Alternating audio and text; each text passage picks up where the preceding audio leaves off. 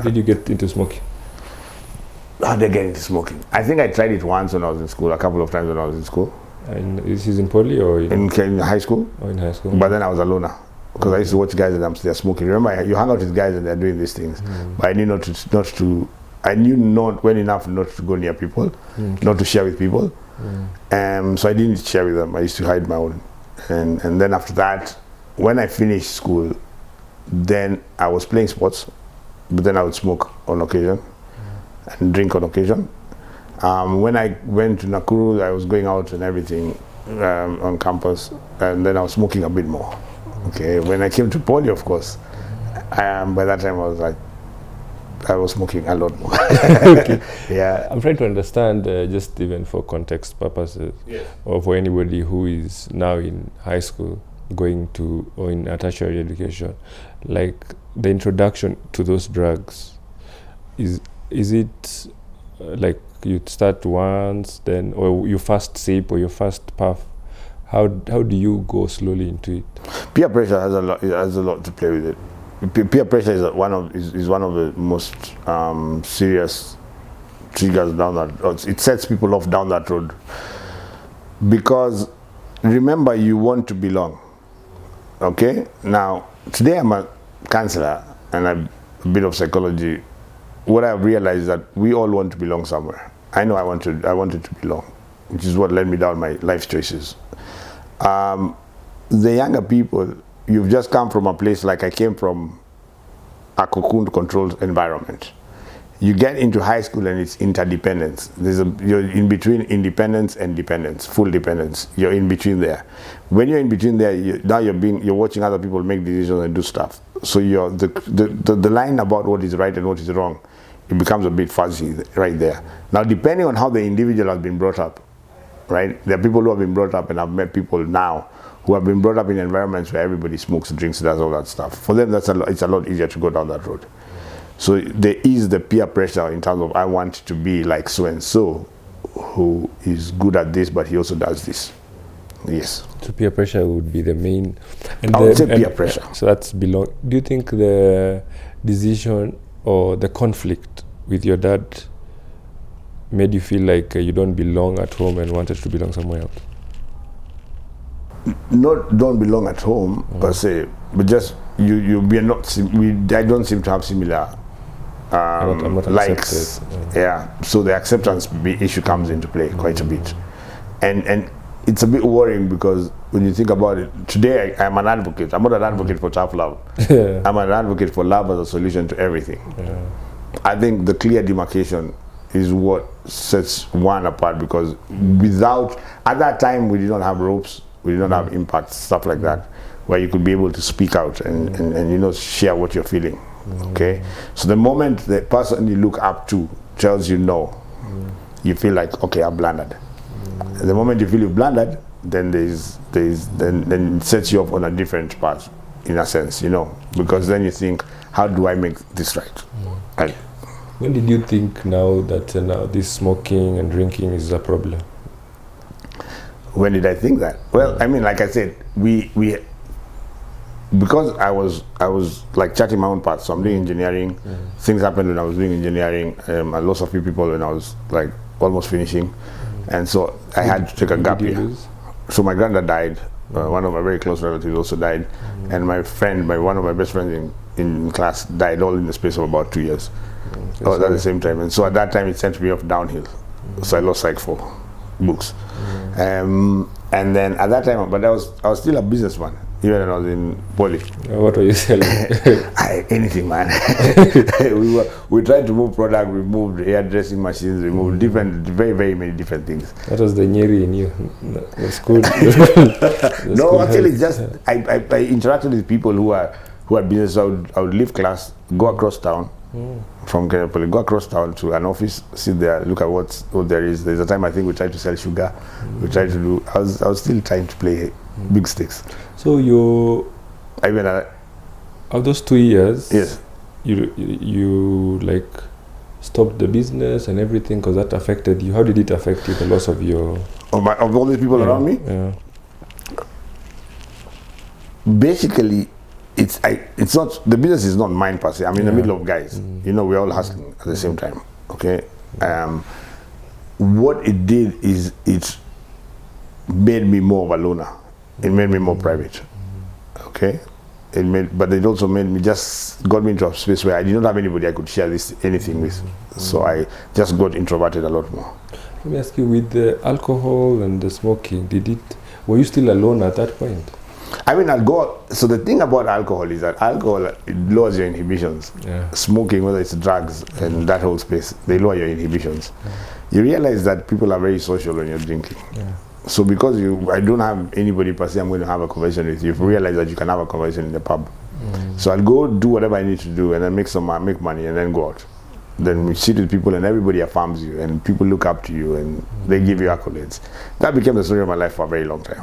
They give you affirmation and that whole space.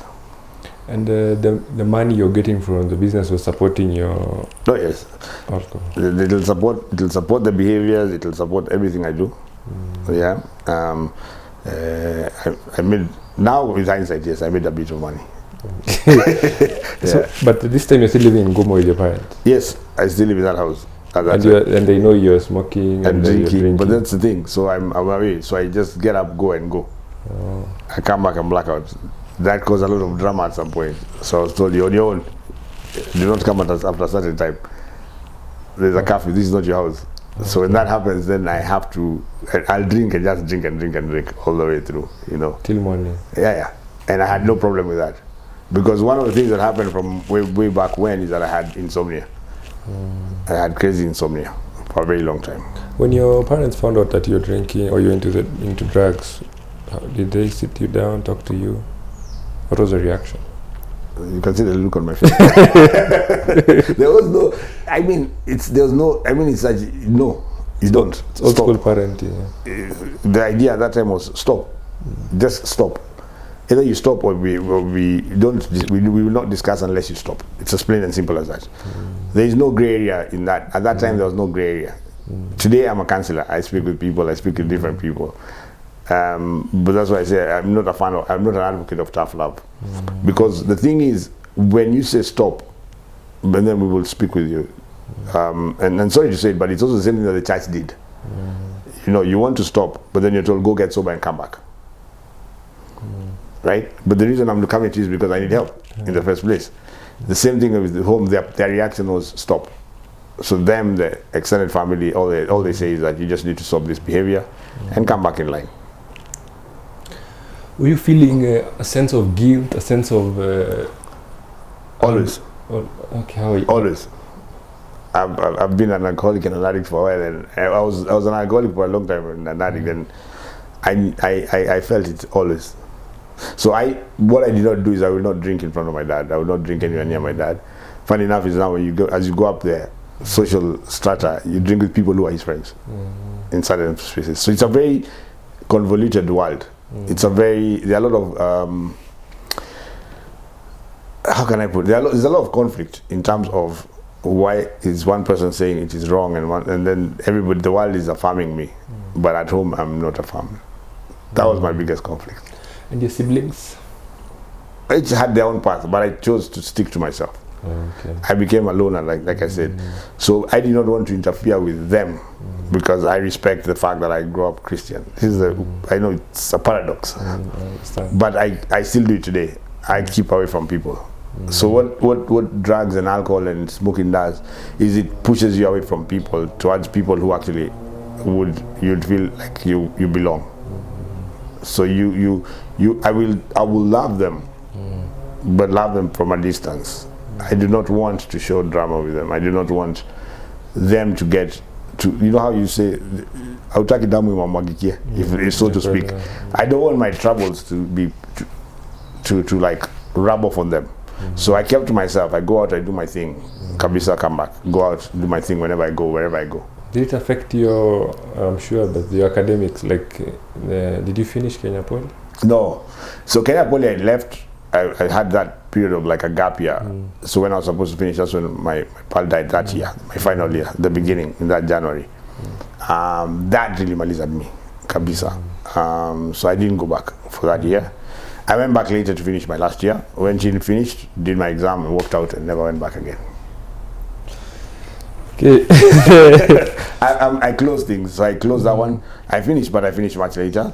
But for me, my psych had gone. I had now gone into business and into all that space. Then I got into drawing houses, designing houses and things like that. And I loved it. Then I went to Nakuru, did a bit of work in construction for a bit, and I loved it.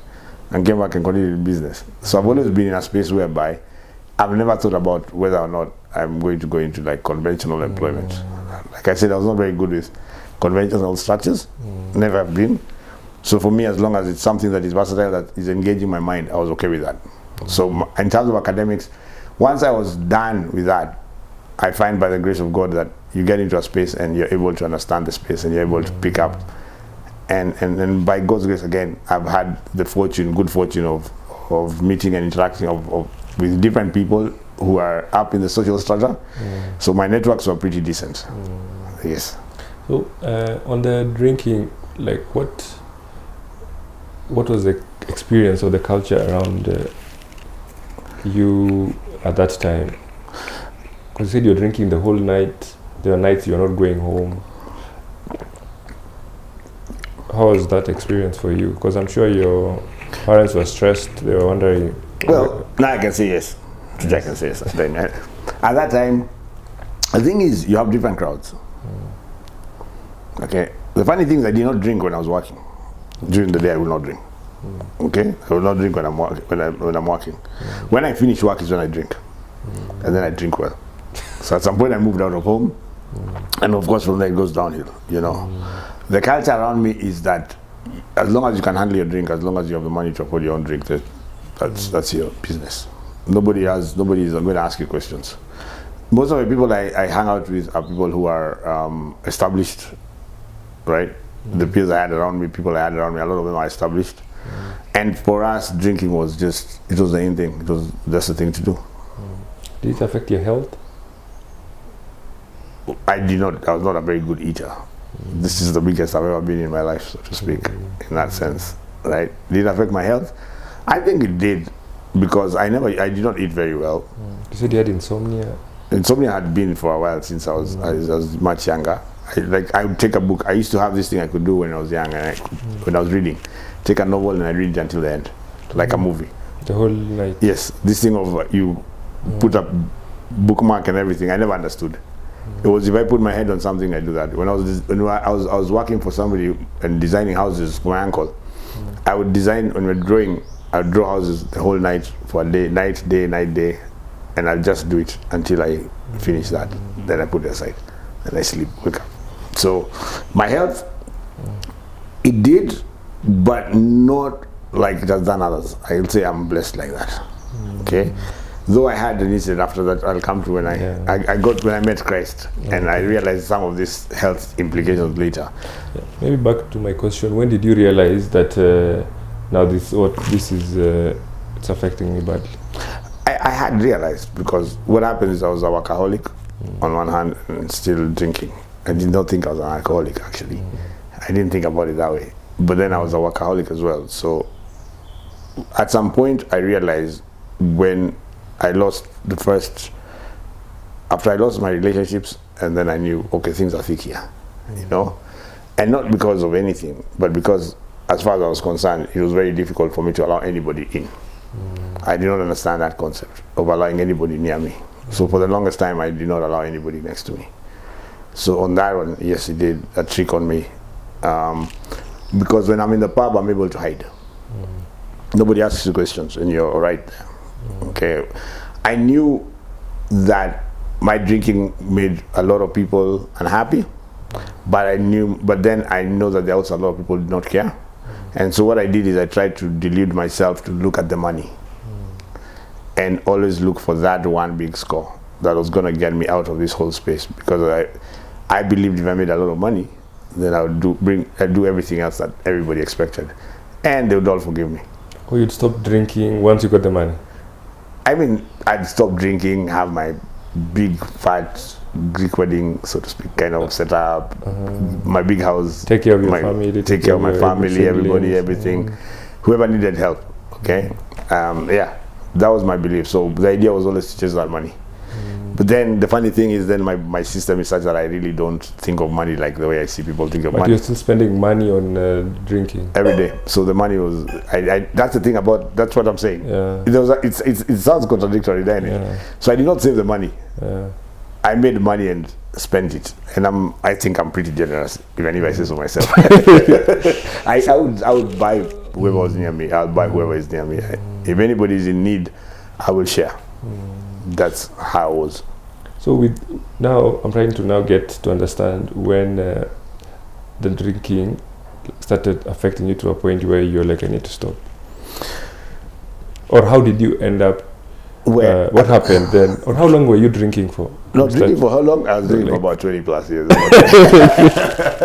I drank from when I was immediately I finished school, so you can do the math. And then, but what happened is I drank, and it kept on progressively getting worse. So the last few years of my drinking, what happened is that I was working with different people, but among the businesses that we were running, there was a pub. There were pubs in the mix. There's a lot of things that had. I was in real estate, so there was a lot of liquid money. So you drink and then you realize, dude, hey boss, you've done it. You know. So I knew always that I need to stop this. But then I also knew I could get away with it. So it was a daily struggle that you're having. Yes. To stop. So yes, so you have a daily struggle within myself, but it's a world I live in. But I have to live up to who everybody believes I am. So because my life is run, so I live my life in other people's heads for the longest time. So the expectations they have of me, the person that they think I am, is the person they're going to see. But inside, I'm broken, and I'm thinking to myself, I need to go back to God, and I'm praying to God. And that's the upbringing, the Christian upbringing. Yes. And it was to the extent that if I'm in a disco and they play some of the songs that were playing at that time, any Christian song like Kuna Dawa and things like that, I will not dance. Strictly, I will not wake up. If I go for Mogidi and there's a Christian song that has been messed up with, I will not stand up and dance. That was the weird thing. I had a mental block like that. So I said I will not blaspheme. But you see, the paradox is I will not blaspheme, but I'm doing all the other form of debauchery that there is in the world. So that was the paradox in it. What was one of maybe a few crazy stories that you had when you were now drinking heavy? Oh, those dude. 20 plus years. I tried to avoid those ones. Maybe one. You can share one story that you think, what, this was crazy. Which one? Any story that you think. No, I think for drinking, it's the fact that I could drink on one side of town, right? I wake up, and I remember there's a time I woke up, met a friend of mine here in Kimani. We had a drink, left Kimani early in the morning. It's a weekday. One of these pubs over here. We drank there. We could do that. Cross over to Hurlingham, meet somebody else in Hurlingham, in Roadhouse at that time or something. I will go to Lavington. There's a day I know I did from 9 in the morning, 8:30 in the morning. We drank a bottle of whiskey, finished that, continued with beers, went to Lavington, drank 8 minutes, finished that, came back, went to Kizesa Market, now with a different crowd, I'm by myself. So what I do is, with like if I'm with you, I know you're a decent man. So all these crowds are very decent people. So they'll go home and do their thing. But I will not go home. Oh, yeah. So the way you drink with one individual and they get high, when they get high and they say, hey, we need to call it, I say, sour. Then I will leave that and go to the next and change the location. And I do the same thing. And I leave that and I go to Nairobi West and I do the same thing. And I leave that and I go to another place until my body says that's it. So you do like, I've done crazy hours, like days. Okay, and your body has high resistance then at that time. You get tolerance, and my tolerance was on another level. But I think I realized it was never about the alcohol. It was just that I was in a zone somewhere. My head went into a space and just disappeared in there.